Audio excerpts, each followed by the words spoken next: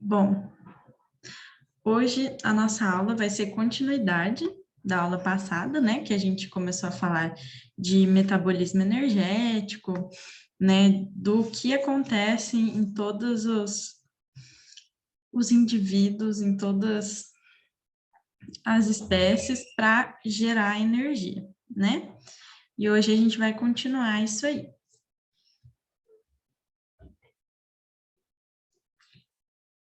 Bom, na aula passada a gente falou do metabolismo energético, né, de algumas bactérias, da nossa célula muscular, que ela faz de vez em quando, de alguns fungos, né, que foi a fermentação. Hoje, dando continuidade, né, aqui nós falamos da fermentação, não esquecer que ela gera pouca energia, ela gera só 2 ATPzinhos. Gente, melhor aula é essa de fermentação. Adoro. Tá, agora nós vamos dar continuidade a esses mecanismos. Qual mecanismo a gente vai ver hoje? Bom, nós já falamos da fermentação, que é um mecanismo que vai gerar energia para os fungos, para as leveduras, gera pouca energia, mas gera. Hoje nós vamos falar um pouquinho da respiração celular. Sim, a respiração que a gente faz para gerar nossa energia, né? É muito louco a gente pensar que a gente está respirando e isso está virando energia no nosso corpo. No final, eu vou sintetizar tudo isso para vocês entenderem assim, o processo como um todo, mas por enquanto eu vou jogar informaçõezinhas decorebas.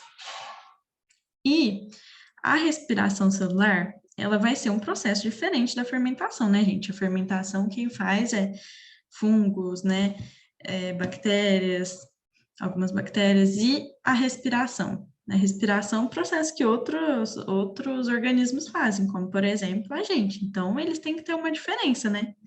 Então, quais são essas diferenças? A respiração celular, né, igual eu falei lá passada, ela tem 2 tipos, a aeróbica e a anaeróbica. A aeróbica, né, lembra ar, oxigênio. Então, ela utiliza oxigênio. A anaeróbica, ela é sem oxigênio. Lembra ana, o N ali não tem oxigênio. Então, existem 2 tipos de respiração. Então, como elas diferenciam da fermentação? Quanto ao uso de oxigênio. Essa é uma diferença, né? Dependendo, né, do tipo de fermentação aí, não vai utilizar oxigênio, e na nossa respiração, principalmente aeróbica, né, vai utilizar. Na anaeróbica já não utiliza. Outra coisa que vai diferenciar, o saldo energético. Por quê? A fermentação, ela vai gerar, gente, eu falei para vocês, 2 ATP só. Muito pouca energia. Já a respiração celular, ela vai gerar 30 ATPs, ela gera muito mais energia.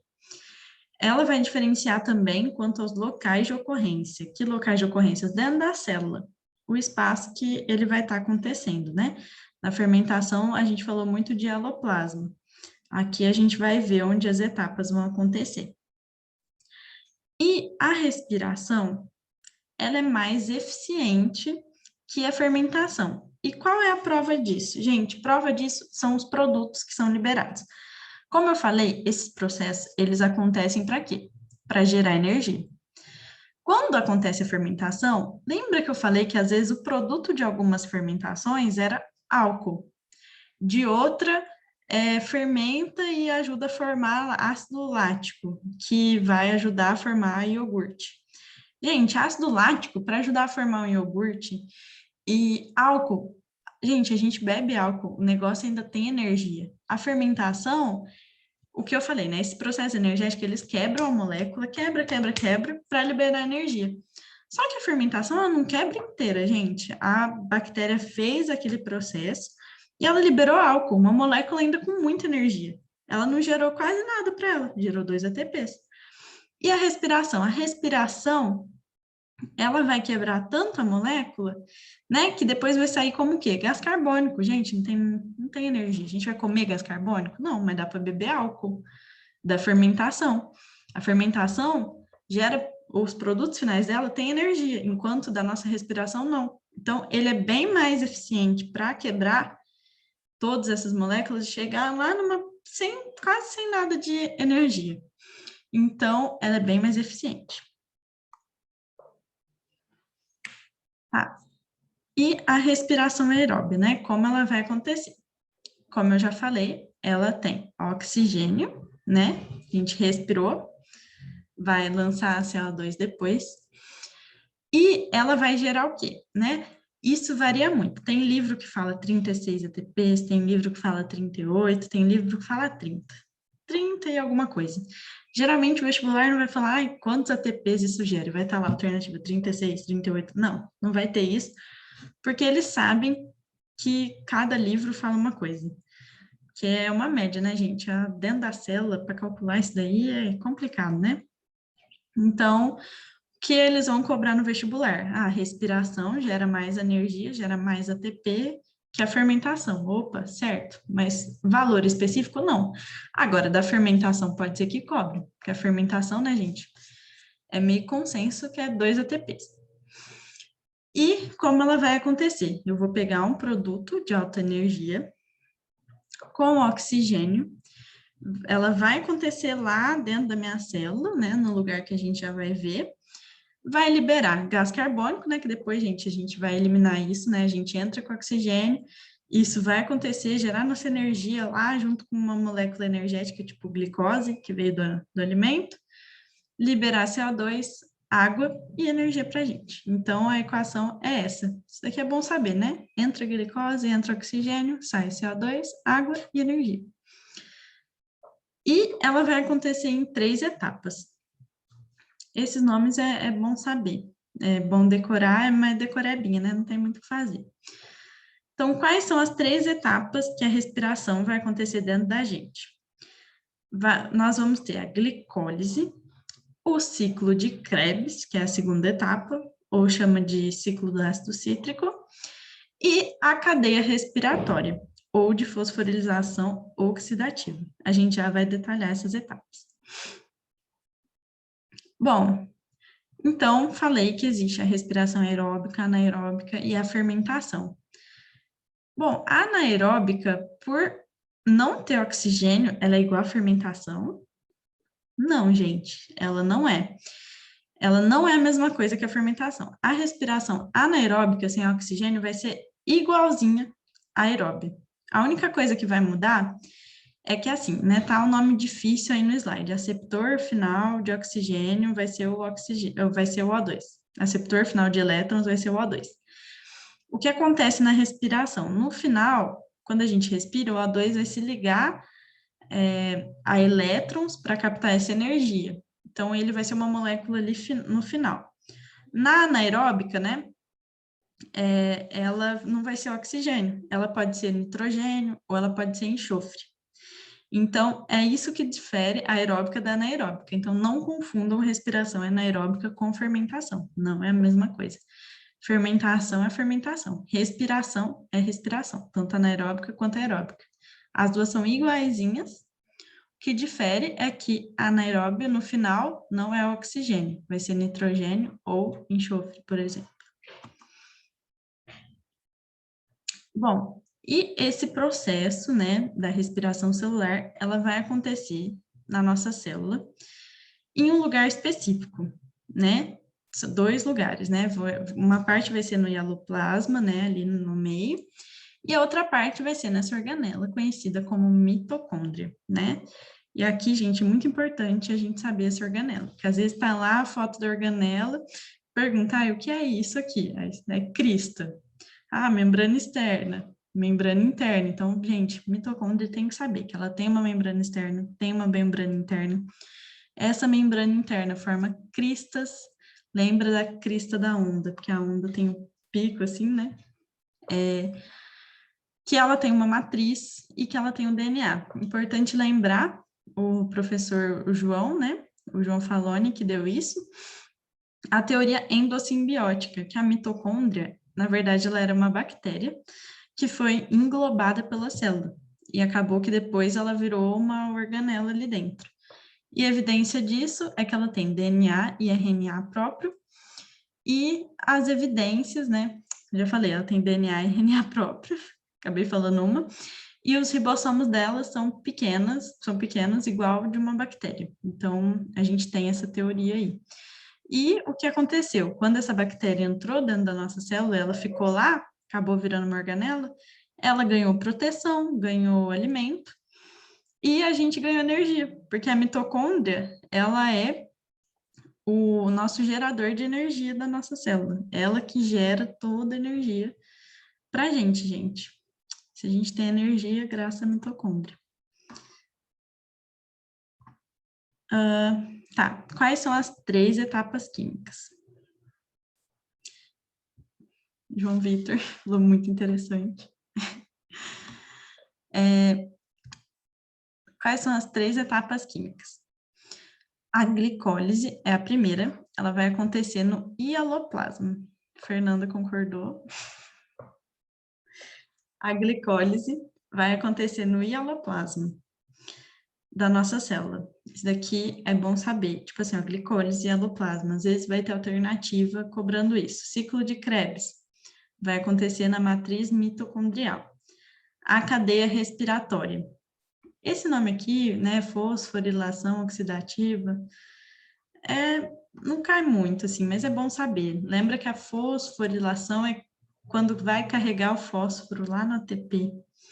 E é oxidativa porque ela acontece com oxigênio. Lembra que eu falei que o último da respiração é o oxigênio se ligar. Então, por isso que ela é oxidativa. Aí, como eu guardo, né? Acabei guardando os nomes glicólise, ciclo de Krebs, cadeia respiratória. Aí, o que eu penso, né? Para decorar os locais que ela acontece. Bom, a glicólise, ela acontece aqui no hialoplasma, no meio da célula. Aí a glicose, ela precisa entrar na mitocôndria para acabar esse processo, né? A molécula quebrada. Quando ela entra o quê? Na matriz mitocondrial, para depois entrar na crista. Então, glicólise e aloplasma, ciclo de Krebs, matriz mitocondrial, e a cadeia respiratória, crista mitocondrial. Pensa numa cadeinha assim. E é isso, né? Bom, agora, o que a gente precisa saber dessas 3 etapas da respiração, né? Sei, o nome é complexo, mas guarda, 3 etapas da respiração, glicólise, ciclo de Krebs, isso aí. E essas informações que já tá ótimo para eliminar umas questões. A glicólise, ela vai ser o primeiro passo da respiração aeróbia e da anaeróbia também. E o engraçado aqui, né? Eu falei, respiração anaeróbia não é fermentação. Mas o primeiro passo, que é a glicólise, ela é muito parecida com a fermentação. Ela vai quebrar a glicose, que é bastante energia, e um ácido pirúvico, que é uma molécula com muita energia também. Como se fosse uma fermentação, não gera muita energia. Por isso que ela é só a primeira etapa. E, como eu falei, acontece no hialoplasma. A segunda etapa, o ciclo de Krebs. O que a gente precisa saber dele, basicamente? Que a maior parte do gás carbônico vem todo do ciclo de Krebs. Gente, às vezes tem alternativa lá que fala só sobre isso. Ah, é ciclo de Krebs. É o responsável pela maior parte do CO2. Verdade. E muitas que relacionam, né? Ciclo de Krebs acontece onde? Matriz mitocondrial. Aí usa aquela táticazinha lá que eu falei, né? Glicólise, ciclo de Krebs, aquela cadeiazinha ali dentro da mitocôndria. E a cadeia respiratória, ou fosforilação oxidativa, é a nossa última etapa, né? Como eu falei, o oxigênio vai chegar nessa última etapa, vai pegar todos os elétrons que foram liberados, essa energia aí da quebra da molécula, e vai se juntar a eles. Então, ele é o aceptor final de elétrons, a gente fala. E vai ocorrer nas cristas mitocondriais. É isso que a gente precisa saber para a questão.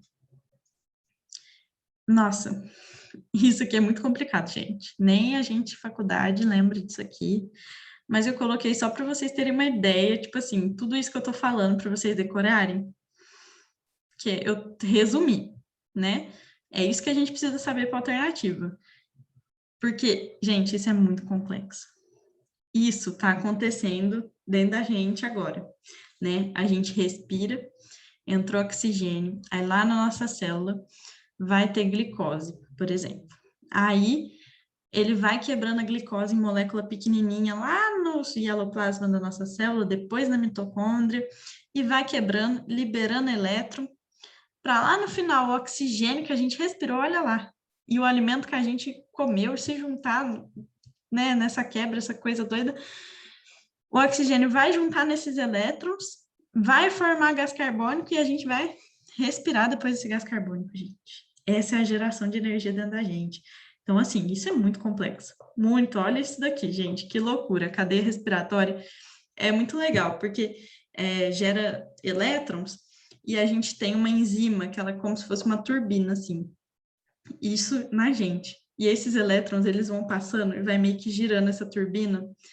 E isso carrega o ATP, que é a nossa molécula de energia. Então, assim, gente, isso daqui não precisa decorar, eu só coloquei para vocês verem que é muito complexo, é muito complicadinho, mas o que a gente precisa saber com a questão é basicamente tudo que eu falei antes.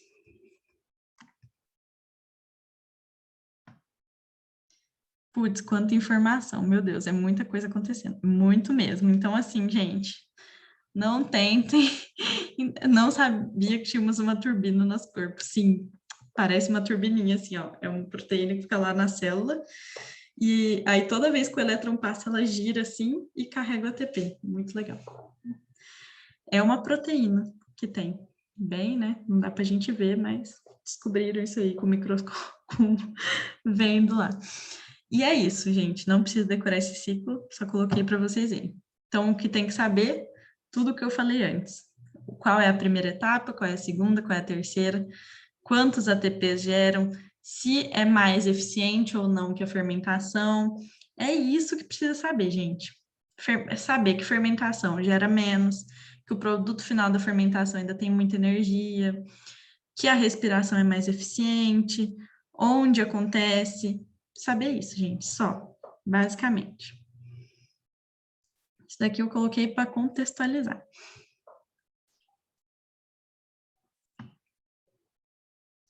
João Vitor falou que somos máquinas biológicas. Sim, muito louco. A Fernanda falou que somos máquinas que criam máquinas que criam máquinas. Sim, verdade. Tive uma crise existencial agora. O2 mais elétrons igual a CO2. Isso. Arrasaram, gente. A Lucinéia participando aí também. Bom, e é isso que vocês precisam saber. Agora a gente vai começar a falar um pouquinho de fotossíntese.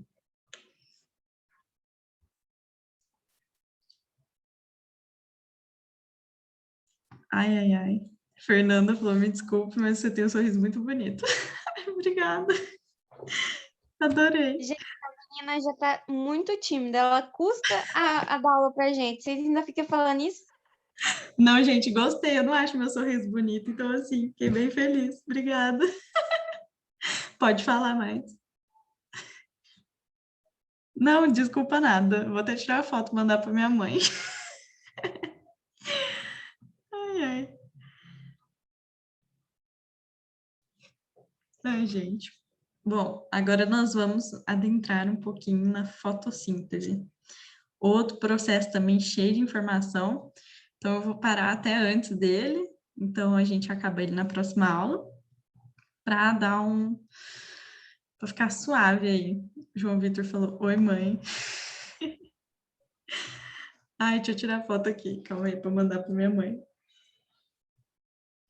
Vou mandar o João Vitor também falando: Oi, mãe, porque, né? Meu Deus, tá com flash o trem.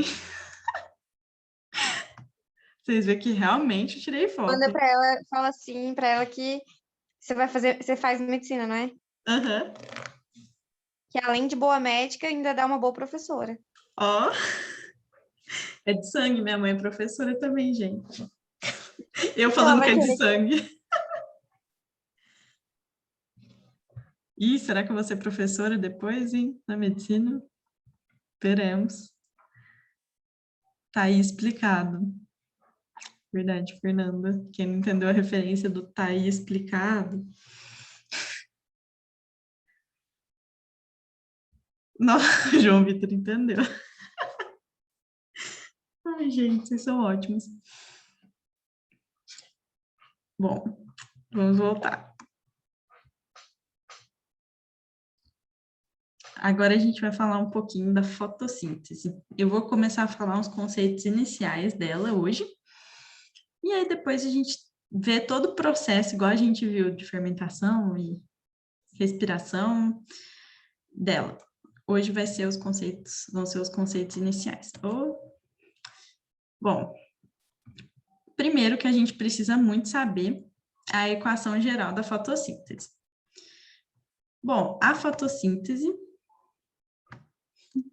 diferente da nossa respiração, né, gente? Que a gente respira oxigênio, solta gás carbônico, aqui vai ser o contrário. Gente, é muito bom vocês decorarem essas formulinhas, viu? CO2 mais H2O, C6, H2O, né? Bem importante saber o conceito delas, pelo menos, né? Então, o que vai acontecer na fotossíntese? Vai entrar gás carbônico, CO2, que é o que a gente solta. Ele vai entrar, ele vai conseguir incorporar. E aí,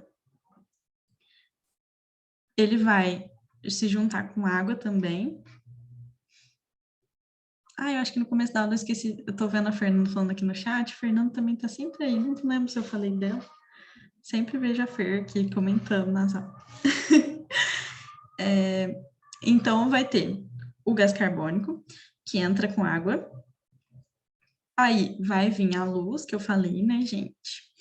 Vai formar glicose, água e liberar oxigênio, né? Por isso que a gente fala que as plantinhas liberam oxigênio. Bom, e onde acontece tudo isso?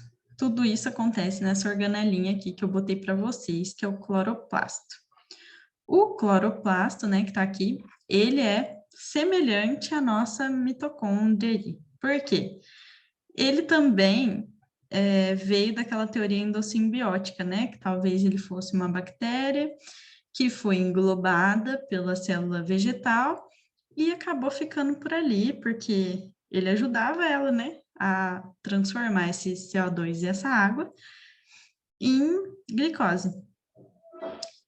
E aí, né, essa organela, acho que vocês vão estudar na outra frente, se já não estudaram, né, direitinho o que é cada coisa, né, mas essa daqui é o cloroplasto, aí ele vai ter essas pilinhas aqui, que a gente chama de tilacoide, e o conjunto dele é o grano, e ele também vai ter uma membrana externa e uma membrana interna, assim como a mitocôndria. E quais seres vão fazer fotossíntese?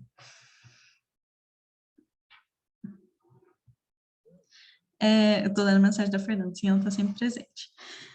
Quais seres que vão fazer a fotossíntese? As plantas, as algas, as bactérias e cianobactérias. Sim, algumas bactérias vão fazer fotossíntese. E sobre isso aqui, uma informação bem interessante. Muita gente fala, a Amazônia é pulmão do mundo. Gente, isso cai muito em questão de biologia, assim. Tipo, aí tem lá um pulmão com a Amazônia. A Amazônia é mesmo pulmão do mundo? Aí tem várias alternativas com justificativa. Se não me engano, já até caiu no Enem isso. Isso é um tema muito bom mesmo. Ela é realmente o pulmão do mundo? Bom, já vi nessa, acho que era mesmo. Uhum.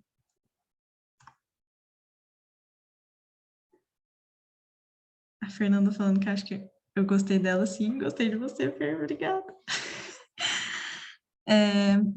Bom, a Amazônia, ela não é o pulmão do mundo. Por quê, gente? Ela é uma floresta muito grande. Tudo ali que ela está produzindo de oxigênio, acaba que ela consome também. Lembra que eu falei que as plantas, elas também precisam respirar para quebrar a glicose e transformar em energia. Então, acaba que todo o oxigênio que elas liberam, elas também vão consumir, porque é uma floresta ali muito grande, ela tem assim como ela produz muito, ela tem um consumo muito grande. Então, quem na verdade é o pulmão do mundo e está soltando oxigênio para a gente respirar? As algas do fitoplâncton. o que é o fitoplâncton. O fitoplâncton, né, lembra do plâncton, que é aquela lá do Bob Esponja, aquele serzinho pequenininho. É um espaço do mar, né, que fica seres microscópicos mesmo. Então, são algas microscópicas que estão produzindo ali oxigênio. Gente, como elas são muito pequenininhas, que elas produzem, elas quase nem usam. Então, a maioria do nosso oxigênio é pelas algas do fitoplâncton. E se alguém fosse o pulmão, seria a alga. E que nem é pulmão, né, gente? Porque o pulmão, ele consome oxigênio, ele não libera oxigênio. Então, por que a gente fala que a Amazônia é um pulmão do mundo? Essa, inclusive, é outra justificativa. Fala assim, pulmão, por que pulmão?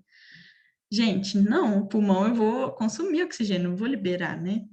Esquisito. Então, quem vai liberar mais oxigênio para a gente? As algas do fitoplâncton, não a Amazônia. As algas são maiores, o que é muito, assim, perigoso, né, gente? Porque os nossos mares estão bem poluídos, né? E se a gente polui bastante, né, essas algas podem ser destruídas, né? Então, por isso a importância aí de conservar, né? Não que a gente não deva também conservar a Amazônia, que a Amazônia, ela gera umidade para a gente aqui no Sudeste, né? Vocês vão ver isso em geografia. Tem alguém falando aí? E alguém ligou sem querer. Achei que fosse dúvida. Estamos poluindo nossos produtores de oxigênio, aí é complicado. A gente está fazendo isso, infelizmente. Bom, aí nós vamos falar um pouquinho dos plastos, né? Fernanda, vou morrer sem ar assim. Acho que ainda falta um pouquinho, né? Quem sabe a posteridade. A gente ainda está capengando, mas estamos aí. Mas demora ainda, né? A gente espera. Mas vai demorar, sim. A gente fala em cloroplasto, mas na verdade essas organelas chamam plastos. E aí nós temos dois tipos, né? O cloroplasto, ele é um tipo de cromoplasto, né? Então, a organela plasto, a gente tem o cromo lembra cor, né? Que são os com cores, no caso o cloroplasto, e os leucoplastos, leucócito, nossa, ele é branco. Leuco geralmente é uma terminação para branco. Então, o leucoplasto, ele é sem cor. E para que ele funciona na célula vegetal? Ele vai armazenar amido, proteína, óleos e etc. Então, nós temos esses dois tipos de plastos. E o cloroplasto, ele é uma categoria do cromo, né? Com cor.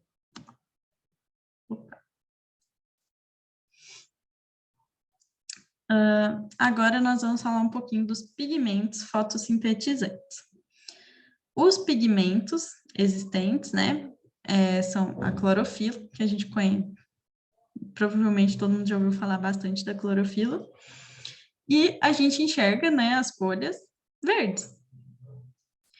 E aí a gente fala, nossa, ela é verde, né? Ela absorve luz.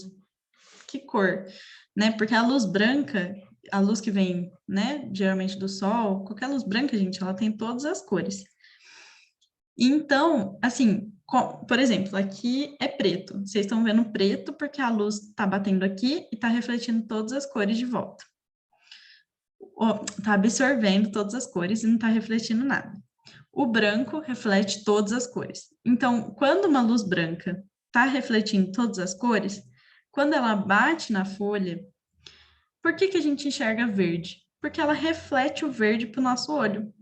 Então, não quer dizer que ali da planta é porque ela está absorvendo o verde. Não, na verdade, ela está refletindo o verde para o nosso olho. Então, a clorofila, ela vai absorver mais cor azul e vermelha da luz branca do que o verde propriamente. Então, às vezes, isso cai bastante. Tipo assim, as plantas são verdes lá. Então, da luz branca, ela absorve mais verde? Não, gente, ela reflete o verde, ela absorve outras cores, principalmente azul e vermelho, mas ela reflete o verde, por isso que a gente vê verde. Isso vocês vão aprender em física, essa dinâmica das cores, mas já fica aí um flash. Física, biologia. Às vezes mistura um pouquinho. E eu que fui fazer medicina achando que não ia ver física. A gente vê física. Às vezes em biologia tem 10. 2 em 1. Já, gente, chuva de conhecimento. Nossa, um negócio. Bom, aí nós temos pigmentos acessórios além da clorofila.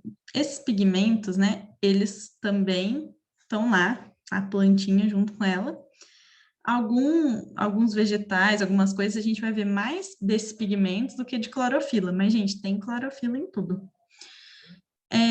E esses pigmentos, eles vão ser acessórios. Eles vão ser estimulados pela luz, só que eles vão transferir essa energia para a clorofila, para a clorofila fazer o trabalho dela lá, né, de fazer a fotossíntese. E 2 importantes que é legal a gente saber é o beta-caroteno. Quem lê muita revista aí de mulher, às vezes já viu ele, que é o da cenoura. Então, ele é alaranjado, né?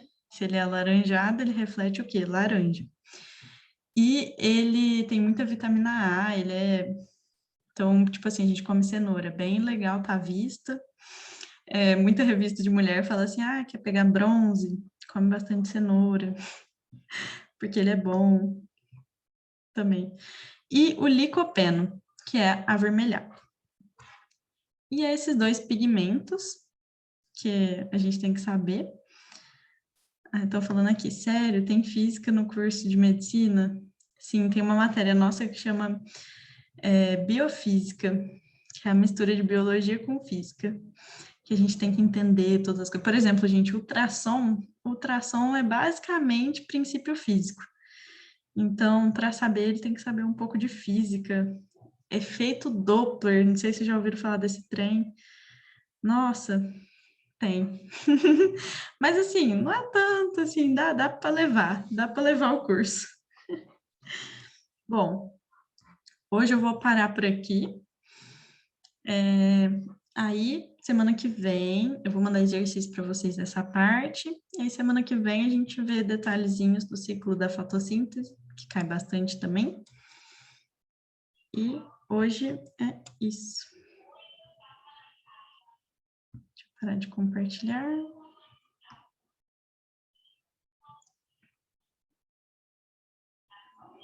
Foi bom a aula, sempre é, né? Obrigada, gente. Boa noite para vocês, boa semana, até semana que vem. Já ansiosa esperando vocês.